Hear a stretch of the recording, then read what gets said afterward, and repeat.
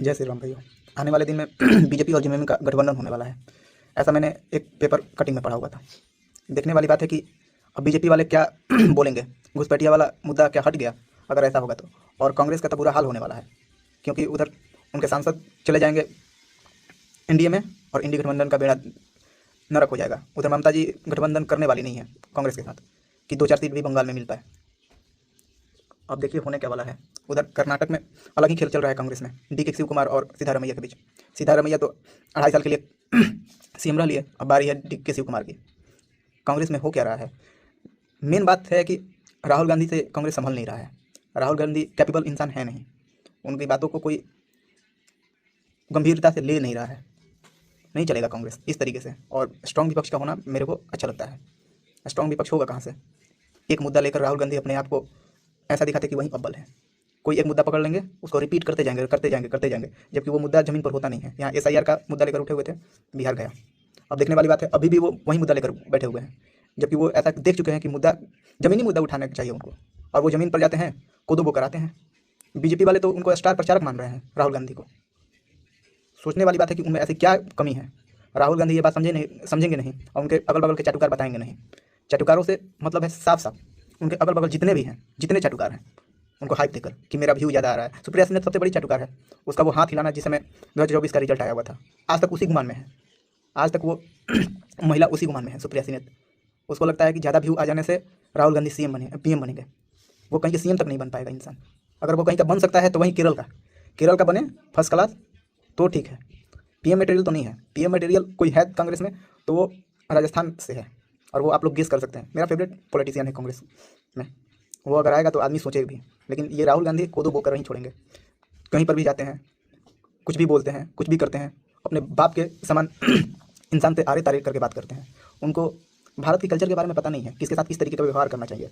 और बनने चले हैं पीएम, नहीं हो पाएगा उनसे, नहीं हो पाएगा। मेरे को नहीं लगता कि वो पीएम कभी बनने वाले हैं। कहाँ से बनेंगे? व्यवहार में चेंज लाना पड़ेगा, और वो व्यवहारिक है नहीं। व्यवहार वो विदेश का लेकर आए हुए हैं। उनके अगल बगल जितने भी हैं, विदेश में रहने वाले लोग हैं, उनके जितने भी सांसद हैं एलिट फैमिली से हैं। एलिट के साथ रहिएगा, यही होगा। उनके अगल बगल चाटुकार केवल भरे पड़े हुए हैं। गांधी उनको केवल मुसलमान वोट दे रहा है इस आस में कि बीजेपी को केवल कांग्रेस हरा सकती है, और कोई बड़ी बात नहीं है।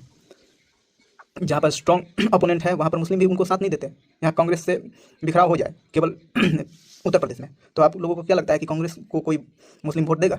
सारा सपा में जाएगा। और ये बात नहीं समझ पा रहे हैं। ब्राह्मणों के विरुद्ध इतना जहर उगलना, कास्ट के लाइन पर अभी भी बात करना, कास्टिज्म खत्म करने की बात है, और अभी भी वो कास्ट लाइन पर बात कर रहे हैं। उनको ये बात समझ में नहीं आ रही है। कास्ट कुछ नहीं है। कास्ट मैकाले का एक बनाया हुआ विभाजनकारी तरीका था, जो बनाकर अंग्रेज सब चले गए। उसी लाइन पर अभी भी राहुल गांधी चल रहे हैं। देखने वाली बात है कितने दिनों तक वो ऐसा कार्य करेंगे।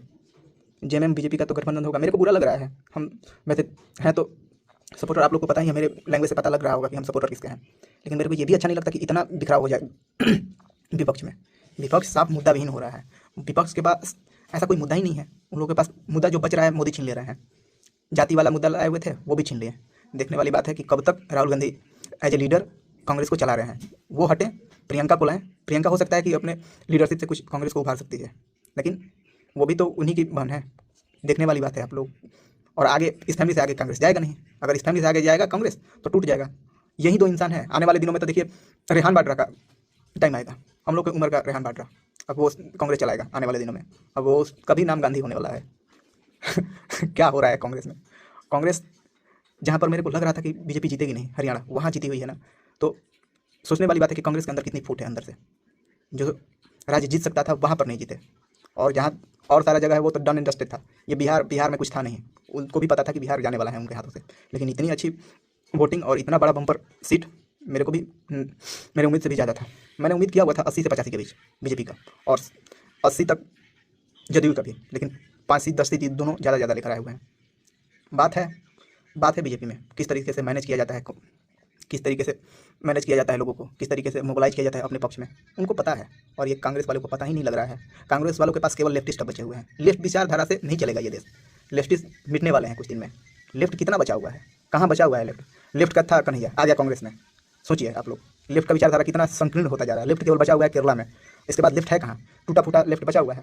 आने वाले दिन में वो भी या तो बीजेपी में चले जाएंगे या कांग्रेस में, और है क्या उन लोगों के पास?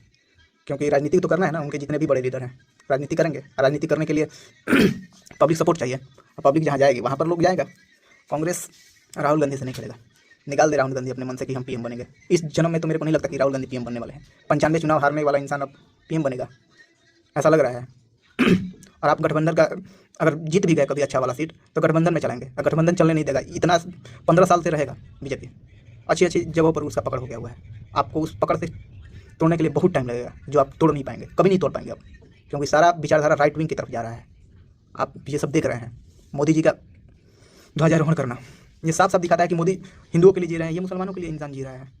और मेरे को इससे भी कोई दिक्कत नहीं है, मुसलमान के लिए आप जी सकते हो, लेकिन जो बाहरी मुसलमान है उसके लिए यहाँ पर मुसलमान तो अपना देश लेकर चले गए हुए हैं, उन लोगों के लिए मरना। विदेशी हो रहा है गाजा में कुछ भी, आप उसका सपोर्ट कर रहे हैं कि वो मुसलमान मेरे को वोट दे।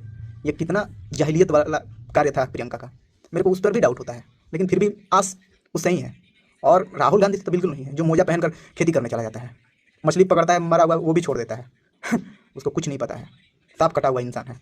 बिहारियों को कुछ नहीं समझ रहा था। जिस इंसान को यहाँ पर कोऑर्डिनेटर के रूप में भेजा हुआ था, उसको भोजपुरी या हिंदी अच्छी तरीके से आती नहीं, उसको यहाँ पर कोऑर्डिनेटर के रूप में भेजा हुआ था ताकि यहाँ पर सारा कार्य करे कांग्रेस का। कुछ नहीं होगा। आप लोग मेरे इस चैनल को लाइक शेयर सब्सक्राइब करें और मेरे साथ जुड़े रहें, मेरे बातों को अच्छी तरीके से सुने और इस पर कमेंट वगैरह करें। जय श्री राम भाइयों, हर हर महादेव।